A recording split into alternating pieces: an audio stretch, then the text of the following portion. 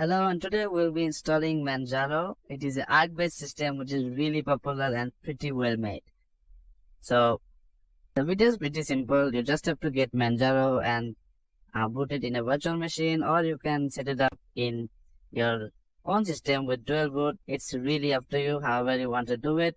But if you are someone who is wanting to do this in a virtual machine, then you can follow this step by step. And if you are someone who is trying to do this in a dual boot system or a dual boot scenario, then you just have to change the first part where instead of opening a virtual machine, you will just make a bootable USB, and the rest of the steps are basically the same, so you don't have to change anything about those. So first, let's just get Manjaro. So if I just Google Manjaro, you can see there is a link here, which is just manjaro.org. It's like Kali.org. It's really simple. Then you can just hit this download button right here, and we're just gonna do this. And as you can see, there is a bunch of version here. We have a Plasma Desktop, XFC, GNOME, Budgie, Cinnamon, and if you know Linux, you know that you can just download either of these and just customize it however you want. You can get the Plasma and install XFC on it.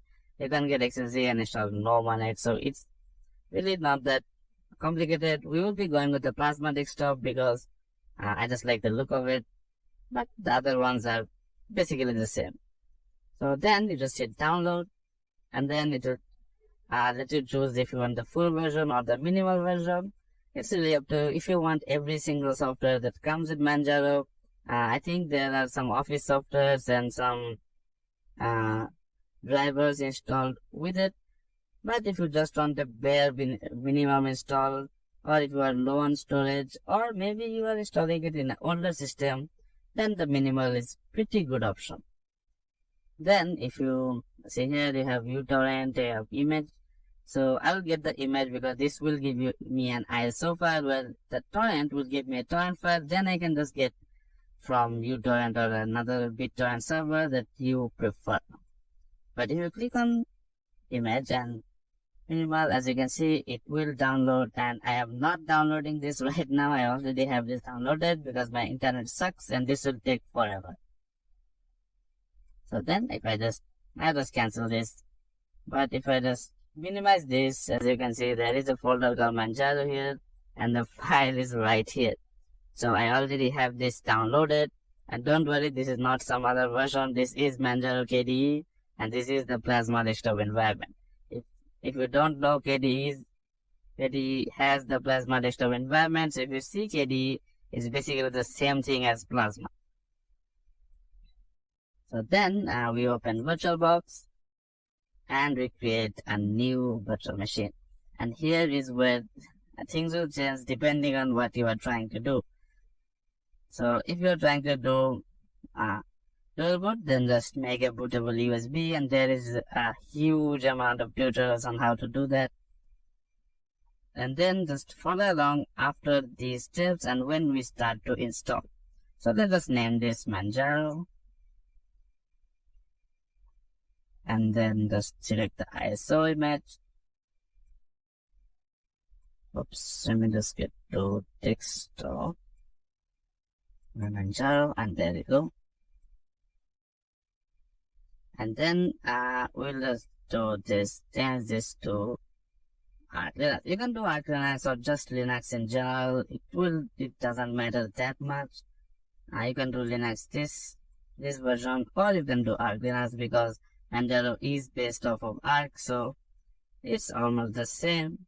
But to keep things simple, let's just go with this one because it's like a generic Linux, so it will take anything.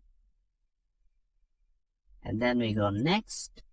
And then for RAM, I would recommend going over 4 gigabytes because that is a really good option for Manjaro. You can even, I think you can use it in something low like 700 megabytes and it will still work.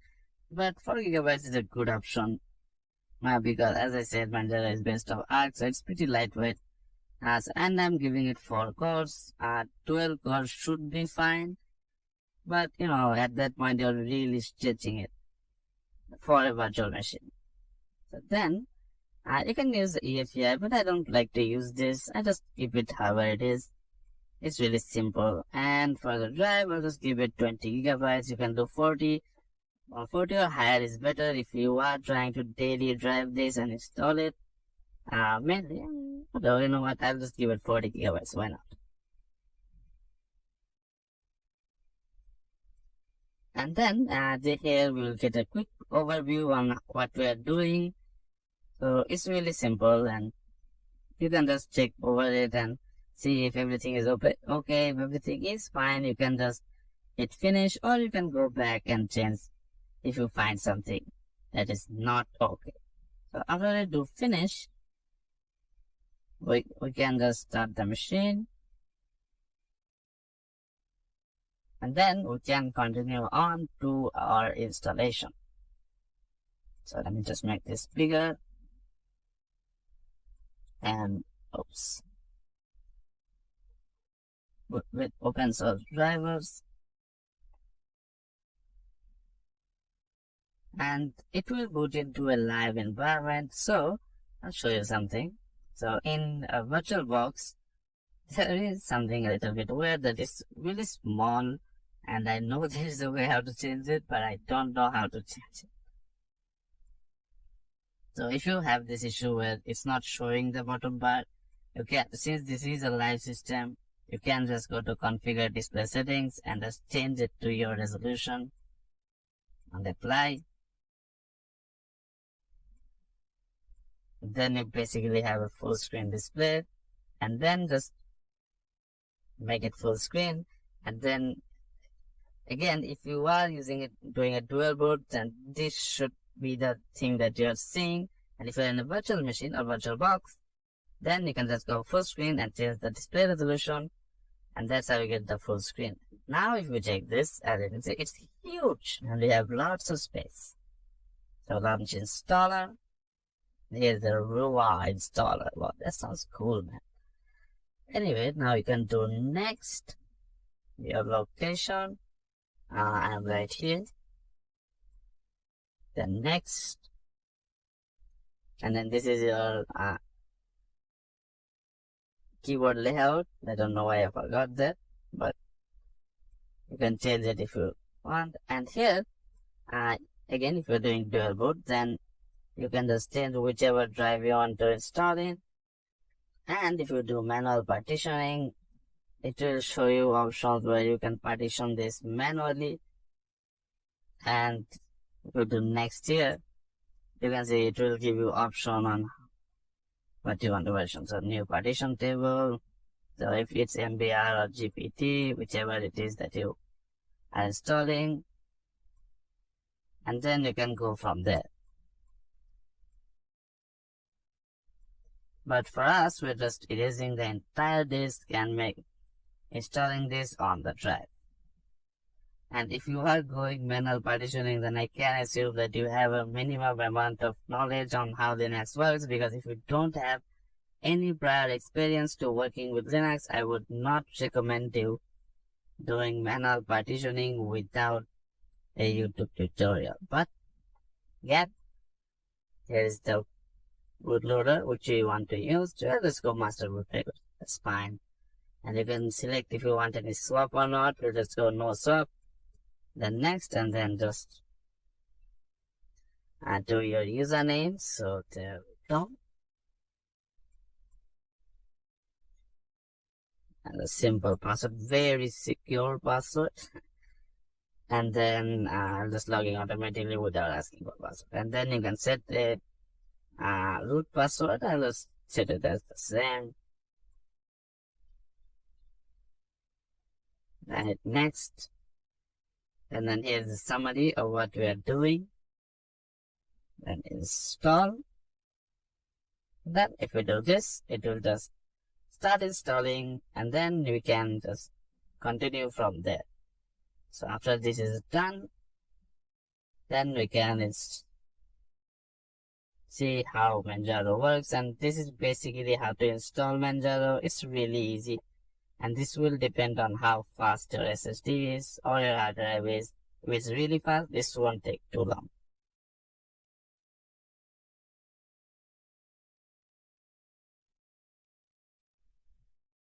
And there we go. That's basically it. Just hit restart now, then done. And it should boot into our new system. So let's just wait for it to boot up. So if you get to this option right here, then what you can do is just close the virtual machine. So just close it. And then just remove the pen drive or the ISO that you use. So get to storage and then just remove this. Because that's basically like removing your pen drive. And hold up, I forgot where is that option. Oh yeah, share label bidirectional, and this should just let us drag and drop stuff. So if we now we are done here, we just have to start it again, and this time we will see it will just boot into our new system. So let me just wait for it. As you can see, it just directly booted into Manjaro this time. And since you select the auto login, it just logged in. Just stop this and just